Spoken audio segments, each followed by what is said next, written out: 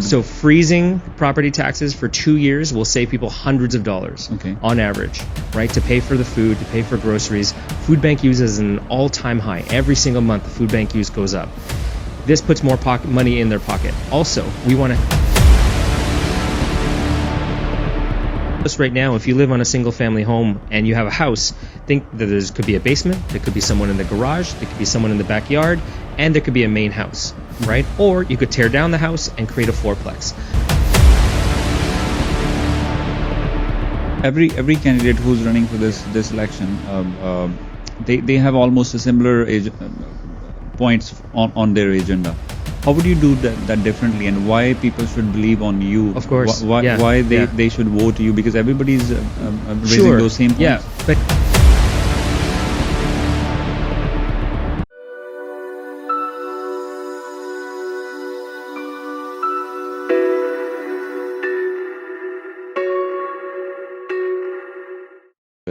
as mentioned, today we have Mr. Alvin Tedjo. He's running to be the next mayor of Mississauga. He's with us, and this is our special segment, Political Pulse and Know Your Candidate. So let's start with Mr. Alvin, and we'll discuss something about his platform, and we will try to know more about him. Alvin, welcome to the show. Thank you, Harjinder, and congratulations. I know this year you're going to celebrate 10 years on the air, on the radio, and yes. That's quite actually, the you reminded me. Actually, we were just almost just running like that, and then and when you asked, then I realized that, oh man, it's a 10th year. You have to celebrate. That's a lot of hard work. I know it's right. Not easy. And you were telling me off the air that you have done your master's in communication. That's right. I went to Harvard University for my master's degree in digital media communications. Perfect. Which so I that think is reminded really me my master's in mass communication and journalism. Yeah, and it's so important that we learn how to communicate and talk to people, right? And to reach people with political ideas, communications, radio, all of it is so important. So were you involved in any media outlet too, or that was just for your? That was just for me to better understand and better deliver, communications and marketing. Let me tell you the funny thing, because when I started my master's in mass communication and journalism, I never thought that I'll be in this field. So that was the whole idea, as you mentioned. That was for myself, and then we ended up at this point. See. Well, I think it's so important in public policy. We talk a lot about politics and political ideas, but how do you communicate that to people? How do you relate to people? How do you make it easy for them to understand and digest? Because people are always so busy with their lives, right? But you need to simplify it. You need to understand that how I present an idea is going to connect with you, and whether or not that's going to be something that you want to support. Perfect. Yeah. So then let's start with your introduction. How would you introduce yourself? Who's Alvin? Yeah, I'm Alvin Tedjo. I'm 40 years old. I have 3 young kids. They're 9, 11, and 13. Okay. My wife is, we've been married for almost 15 years. Lived in Mississauga since I was 4 years old. My parents immigrated from the other side of the world, from Indonesia. Okay. And, they came to Mississauga because they believed that this was a community that they could raise a family. Okay. Right? They could start a business. They could get an education. And most importantly, they could buy a home. Right. And my wife and I chose Mississauga for the same reason. Okay. Right? We wanted to get our kids a good education. We wanted them to have a good community. And I want them to be able to do what I did, which is continue living in the community that I grew up in. And right now, that's not possible. It is not possible for my children to grow up in 10 years and be able to live in Mississauga unless they live with me. Because the fact is, we're not building enough housing. We don't have enough homes that are affordable, that are accessible for anyone in this current generation. Anyone in their 30s or 20s right now can't live anywhere in Mississauga unless they're living with their parents, or with way too many people in rooming. So that means you don't see enough opportunities for the newcomers in Mississauga. That's what you mean? Also newcomers. Yeah, so existing people in Mississauga. So do they have enough opportunities for them or no? I don't think there's enough opportunities for newcomers to live or to work. Okay. Right. So there's a lot that we need to do. We need to unlock much more housing in the city of Mississauga, especially around transit corridors, where the government is investing billions of dollars in expanding transit options along the Milton line, along the Lakeshore line, along here in Ontario. And we need to add more housing in those areas. We need the city to make it easier to build in those areas so that we can get the right homes for the right people. So Alvin, every candidate who's running for this election, they have almost a similar points on their agenda. How would you do that differently, and why people should believe on you? Of course. Why they should vote you? Because everybody's raising those same points. Yeah. But Harjinder, you can see that my record has already shown that I've done a lot more than anyone else has done. I was the one. I was the one that introduced the motion on fourplexes to legalize. Okay, let me actually explain that. Sorry, before we continue with that point. So Alvin is already a councillor for Ward 2. Yes. And you were elected in 2022, right? That's right. So now we can continue with that. Yeah. So as a councillor, I introduced the motion working with the federal government, who said we need to intensify more housing along transit corridors where the transit lines run, as well as around the transit stations. But we also want to see missing middle housing or gentle density. So what this means is a single family home as of right could become a fourplex with 4 units. If you think of your house right now, if you live on a single family home and you have a house, think that there could be a basement, there could be someone in the garage, there could be someone in the backyard, and there could be a main house. Right? Or you could tear down the house and create a fourplex. Right. Some people are afraid of this. They think, oh, it's going to add too much density. You know, my family's from Indonesia. There's a lot of people in South Asia who understand we are nowhere close to any. So are you in favor of fourplexes? 100%. I introduced the motion. Okay. I'm the one that got it passed, right? And what I want to tell people is that I live in a fourplex now because I live in a semi-detached. And we have basement apartments on both sides. Right. So people's fear around fourplexes are because they don't know what it is, right? So we need to build more fourplexes. We need to build more housing where housing already exists, but we also need to build more housing along transit lines, right? Along here in Ontario, along Dundas, along the Milton line, and especially around the stations. So what's your study on that when you just raised that motion for fourplexes? What was your base behind that motion? That it gives more people, not just developers, it gives single-family homeowners the opportunity, if they want to invest in their home and create income from that, that's how we unlock more housing, right? We get more people involved and say, hey, you want to rent out some rooms, you want to rent out your basement, we want to help you. We want the city to help you do that, right? And so the other thing that, and no other councillor did that, I introduced that motion. What other candidates aren't doing as well right now is talking about real affordability. Yeah, you said everybody likes to talk about affordability. I'm the only candidate in the race that is talking about freezing taxes. No one else is willing to freeze taxes. I want to freeze taxes. We did it in Brampton for 4 years to help people with the cost of gas, the cost of groceries. The city can't control that, right? We can't control how much taxes go up in the provincial government or the federal government. But in the city of Mississauga or the city of Brampton, the city council can control how much your property taxes go up. So and I'm the only one that says I'm going to freeze it. So then what is your blueprint for the income? How the city would... So freezing property taxes for 2 years will save people hundreds of dollars on average, right? To pay for the food, to pay for groceries. Food bank use is an all-time high. Every single month the food bank use goes up. This puts more money in their pocket. Also, we want to help small businesses by cutting their small business property tax by 15%, as well as low-income seniors, right? Because low-income seniors are on a fixed income. They're on CPP, they're on their pension. They don't keep getting more and more money every year, right? So when we increase their taxes, we end up moving them out of their homes because they can't afford to stay. So we have to freeze them, and then for the ones that are low income, under $60,000, we're going to lower them even more. Right. So apart from housing and affordability, what other points are on your platforms? So we need to build, Harjinder, we need to build complete communities, right? We have a lot of small neighborhoods in Mississauga. That's good, but we need to connect them. We need to find more ways to keep the community together, and so that means a much better transit system. In Brampton, they have the Zoom bus. The Zoom network is very good. It's much better than it is in Mississauga. We need to get to that level of service where we have better bus service. Can you repeat that? You said in Brampton that's better than Mississauga? The Zoom bus service is a little bit better. Yes, a little bit. A little bit better. Okay. I want to say that we can do better. Both of us can do better in Gill, right? In Brampton and Mississauga, we can both do better. Right. But we need better service, but we also need more lines. We need more rapid transit, right? More rapid transit bus lines through Mississauga, north, south, east, west, right? To supplement, give people more options to get around the city. But we also need to keep our community safe. Safety is so important. We are dealing with so many car theft issues.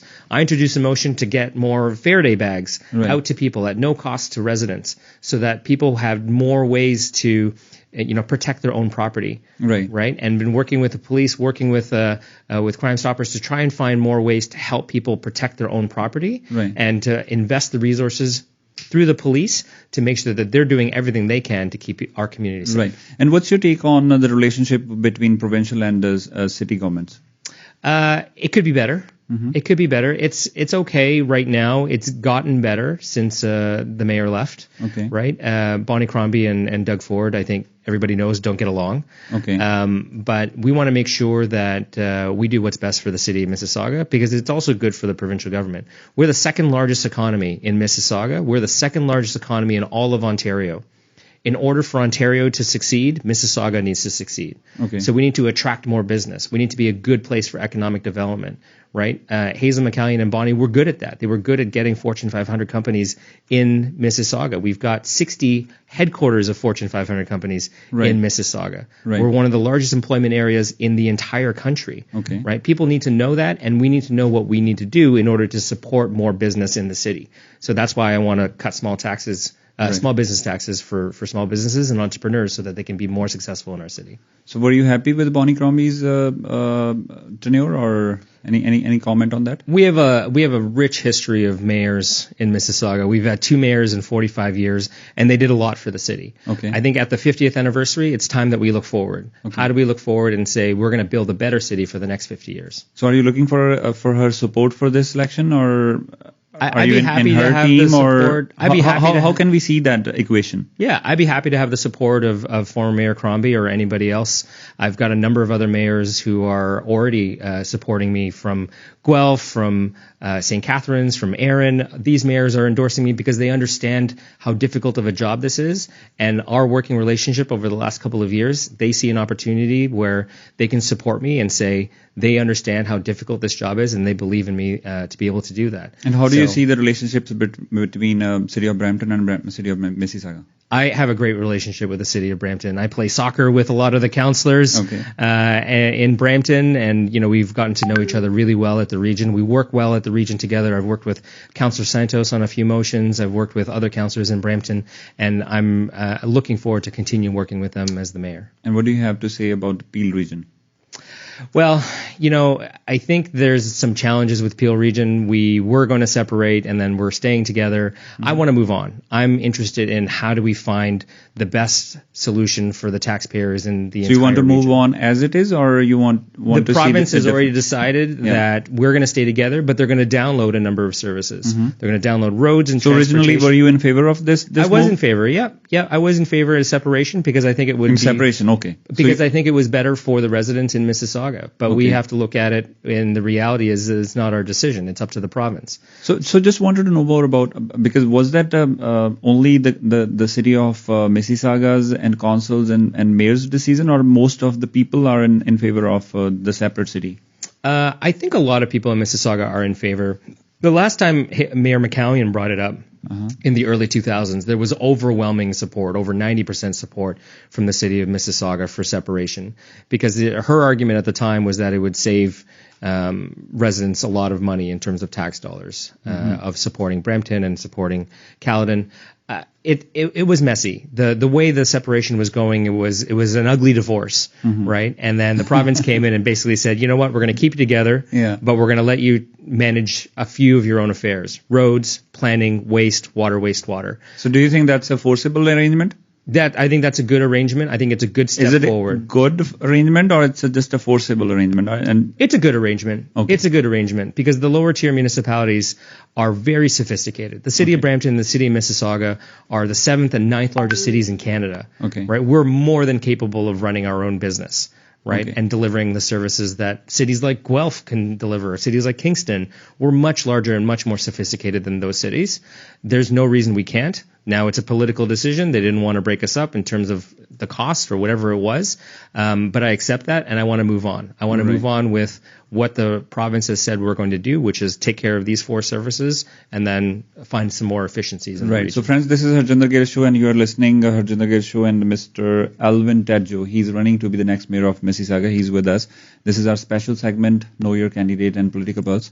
So, Alvin, when we talk about 𝐒𝐫𝐶𝐬𝐿, what do you have to say about her? Because you're running for the same seat with that legacy, which was not only in Mississauga, even all across Canada, or maybe I would say that she was one of the finest politician all across North America or worldwide. People say her name with very due respect. Yes. So you're running for that same position.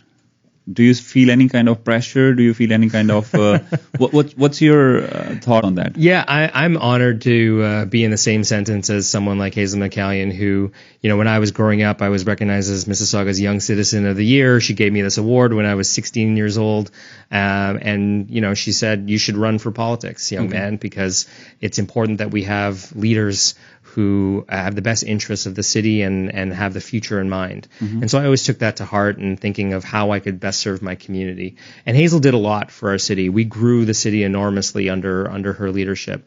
But we've also learned a lot, and that the city continues to evolve. We can't stay static. We can't say, things were better under 𝐒𝐫𝐿 because we had fewer people and fewer services. We have to keep looking to the future. Mississauga's motto is leading today for tomorrow, right? So what can we do today to further look at what we need to do tomorrow? And 𝐒𝐫𝐿 was good at that. She was good at looking at the need for more housing, the need for more community centers and services that the municipality delivers, and making sure that we run a tight ship in terms of the finances. And she always did. So, I take that. I take her moniker of always do your homework, and we've done everything that we can to make sure that our plan is responsible and is investing in the right things so that we can build the best city that we can for the future of Mississauga. What are your thoughts on the social security, and especially everybody is concerned about auto theft and break-ins are happening all across GT and other major cities. So what are your plans on that? Yeah, we're going to create a task force immediately if I get elected to try and tackle these issues right away. There's a number of people that we need to bring to the table, but specifically here in Peel, the Peel Regional Police has done a phenomenal job.